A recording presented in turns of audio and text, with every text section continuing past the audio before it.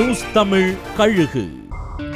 EPS இப்பெல்லாம் மாவட்ட நிர்வாகிகள் இல்ல விழாக்கள்ல அதிகம் பார்க்க முடியுதாம். அதுக்கு பின்னாடி பெரிய பிளானே இருக்காம்.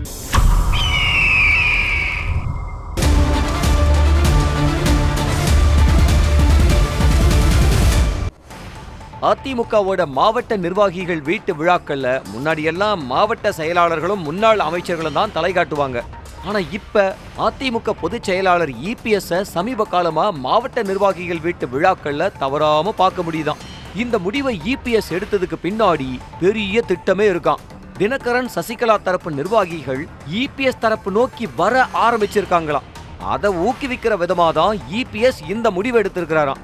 நாகை மாவட்டத்துல முன்னாள் அமைச்சர் ஜெயபால் மகன் திருமண விழாவுல சமீபத்துல EPS கலந்துகிட்ட நிலையில அங்க இருக்கிற அதிமுக அலுவலகத்துல நடந்த விழாவுல அமமுக மற்றும் சசிகலா ஆதரவாளர்கள் மாற்றுக் கட்சியினர் பல பேரு அதிமுகவுல தங்களை இணைச்சிருக்கிறாங்க.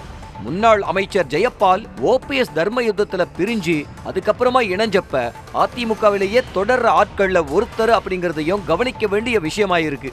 இது மூலமா தினகரன் சசிகலா தரப்பு ஆட்களுக்கு முக்கியத்துவம் தந்து கட்சியை கட்டுக்கோப்பா வைக்க EPS பிளான் தான் இந்த மாவட்ட நிர்வாகிகளுக்கு முக்கியத்துவம் தர்ற விஷயமா. குறிப்பா டெல்டா தென் மாவட்ட நிர்வாகிகள் விழாக்கள்ல EPS தவறாம இருப்பார்னு சொல்றாங்க ரத்தத்தின் ரத்தங்கள்.